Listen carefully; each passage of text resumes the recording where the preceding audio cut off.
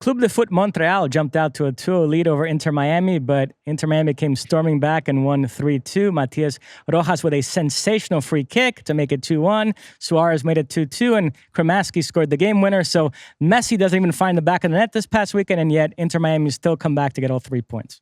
I mean, so Rojas is the real deal, and the rich get richer in terms of the quality that Inter Miami is able to field, and he's just getting more and more comfortable. Luis Suarez, I think there's a lot of mea culpas out there, including mine and yours and others, when it comes to what we thought he was going to be or the consistency. And it's still, they still got the dog days of summer coming up, and, there will still be up and down moments, but he continues to be money when it comes to putting the ball on the back of the net. And then obviously, young players, Kremaski and others out there. And even in a game where Messi doesn't necessarily feature and score, I mean, he features on the field, he still has an effect. And I think he's still, when you look around and you go down 2-0 on the road, you say, oh, this is probably it. This is where it's the end. And yet now I think they're looking around and saying, no, we are never out with the talent that we have, with the things that we have done.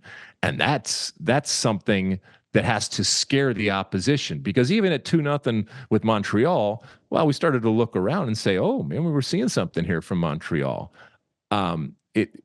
That pink team, man, oh man, they find a way back into the game. And we even got to see a pissed off Messi in terms of some of the things that are going on when it comes to MLS. Yes, Messi involved in a curious moment. He was fouled, shaken up, and per the new rules, he had to come off for 2 minutes. He was visibly annoyed about that. Tata Martino complained about it after the match. We discussed this when these rules were first implemented.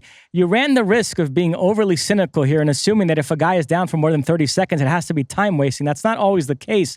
So you end up sometimes essentially rewarding the fouler and punishing the fouled. And the fact that Messi is the first player in the league to really get up in arms over this, but supposedly there have been others as well that just haven't been as demonstrative about it. But yeah, this is going to catch everybody's attention. Is going to trigger more debate about these new rules. Yeah, anything that Messi does, captures people's attention, and it sells and it clicks and all the different things that we have talked about. And so him getting angry at an implementation of a rule, that's going to make news. Now, I think he and Tata Martino would make the point, and Tata did after the game, that this is a losing team, and so in an effort to curb time wasting, which is admirable, and by the way, statistically, MLS can show you that it's already made a dramatic effect and a positive effect.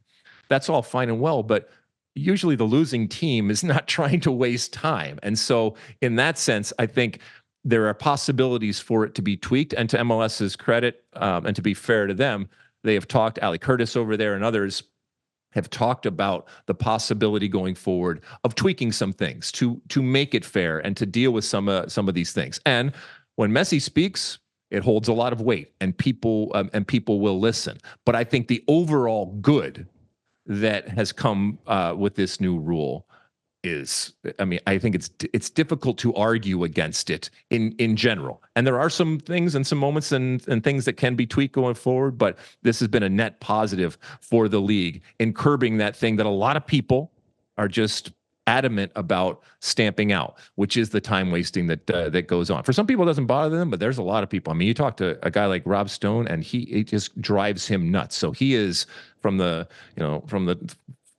top of the stands, cheering and applauding everything that is going on now, even if it pisses off Messi every once in a while. So we have Messi and Rob Stone going head-to-head. It's a clash of heavyweights on this issue.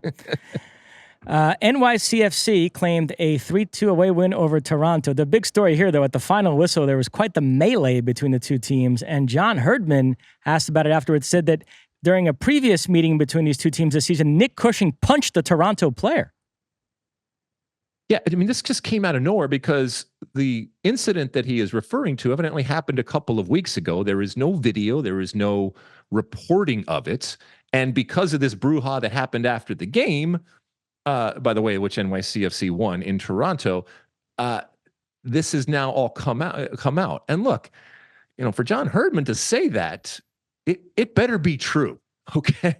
I don't want it to be true in that it would be horrible, but if you're accusing somebody of that, you damn well better have proof, because once that's out there, it is out there. And so this is some ugly stuff, not just the pushing and fighting out there, but what was said after the game. And so they're going to have to get to the bottom of it. And who knows, it might just end up being a he said type of situation, because if there is no documentation, if there is no proof, no video out there about what happened, then you're just saying it and you're not able to prove anything like that. But this story is certainly not dead, because there are now reputations on the line, and you are responsible for the accusations that you make, even in the heat of battle.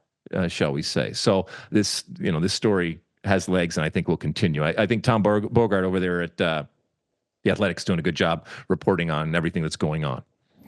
And then in the latest installment of what John Strong calls the Great American Soccer Rivalry, Seattle claimed a 2-1 away win over Portland. Felipe Mora scored first, Christian Roldan equalized, and in the second half, Raul Ruiz with a sensational strike to give the Sounders all 3 points.